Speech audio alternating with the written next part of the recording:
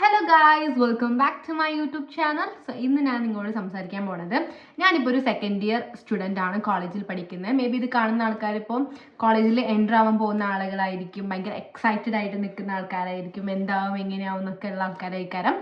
So ഞാൻ എൻ്റെ experience ഒന്ന് രണ്ട് കാര്യങ്ങൾ ജസ്റ്റ് ഒരു റിമൈൻഡർ ആയിട്ട് പറയണം എന്ന് ആഗ്രഹിക്കുന്നുണ്ട്.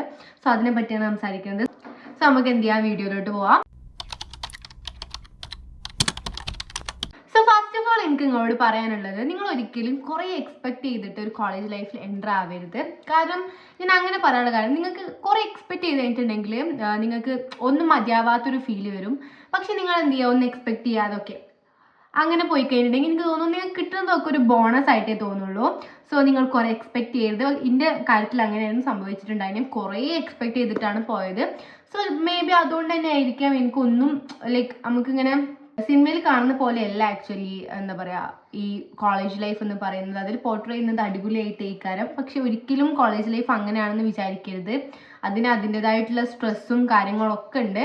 സോ നിങ്ങൾ എന്ത് ചെയ്യുക, എക്സ്പെക്ട് ചെയ്യരുത്. എനിക്ക് ഫസ്റ്റ് അതാണ് പറയാനുള്ളത്. വരുന്നോടത്ത് വെച്ച് അല്ലെങ്കിൽ കിട്ടുന്നതൊക്കെ ബോണസ് എന്നുള്ള രീതിയിൽ മാത്രം കോളേജ് ലൈഫിൽ എൻ്റർ ആവാം. പിന്നെ എനിക്ക് പറയാനുള്ളത്, നിങ്ങൾ കോളേജ് നിങ്ങളെ മൈൻഡ് എന്ന് വെച്ചാൽ ഓക്കെ ഫുൾ കോളേജിൽ പരിപാടിയായിരിക്കും, അല്ലെങ്കിൽ ക്ലാസ് കട്ട് ചെയ്യാം, അത് ഇത് എന്നൊക്കെ ഉള്ളതായിരിക്കും. ഇവിടെ അറ്റൻഡൻസ് ഇഷ്യൂസ് ഉണ്ട്. 75% അറ്റൻഡൻസ് വേണം, അല്ലെങ്കിൽ നമ്മൾ കണ്ടൊണേഷൻ അടക്കണം. ഞാൻ ഇപ്പോൾ എൻ്റെ സെക്കൻഡ് സെമ്മിൽ കണ്ടൊണേഷൻ അടച്ച ഒരാളാണ്, അറ്റൻഡൻസ് ഇല്ലായിട്ട്.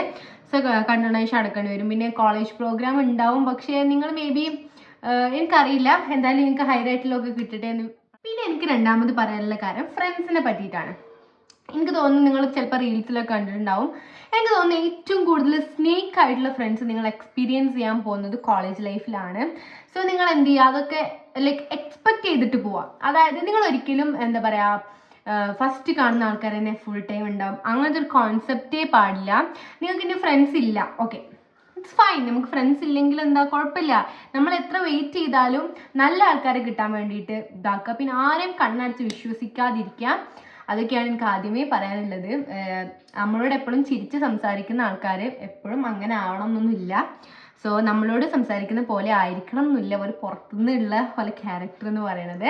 സോ അതൊക്കെ ഇനി അടുത്തത് എനിക്ക് പറയാനുള്ളത്, ഈ കോളേജ് എന്ന് പറയുന്നത് വലിയൊരു അറ്റ്മോസ്ഫിയർ ആണ് ആക്ച്വലി.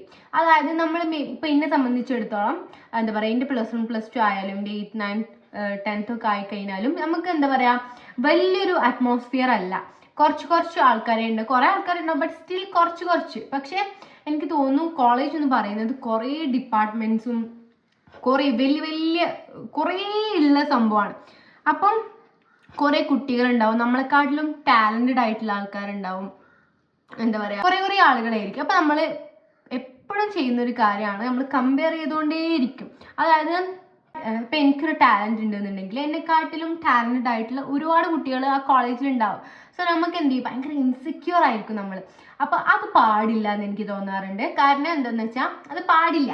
കാരണം ഒരാൾക്ക് നമ്മളെക്കാട്ടിലും ടാലൻറ്റ് ഉണ്ടെന്ന് വിചാരിച്ചിട്ട് നമ്മളെ ടാലൻറ്റ് കുറഞ്ഞു പോകുന്നില്ല. നമ്മളെ ടാലൻറ്റ് നമ്മൾ കോൺഫിഡൻ്റ് ആയിട്ടിരിക്കുക. എപ്പോഴും അതിനെ നമ്മൾ എന്ത് ചെയ്യുക, കുറച്ചും പാടി ഇമ്പ്രൂവ് ചെയ്യാൻ ശ്രമിച്ചുകൊണ്ടിരിക്കുക. ഒരിക്കലും നമ്മൾ കമ്പയർ ചെയ്യരുത്. എപ്പോഴും റിയൽ ആയിട്ടിരിക്കുക. ഒരിക്കലും ഒരാളെ പോലെ ആവാനോ അല്ലെങ്കിൽ അവരെ ഇമിറ്റേറ്റ് ചെയ്യാനൊന്നും ശ്രമിക്കാതിരിക്കുക. നമ്മളെങ്ങനെയാണോ, നമ്മളെ പേഴ്സണാലിറ്റി എങ്ങനെയാണോ അതേപോലെ ആവാൻ നോക്കുക.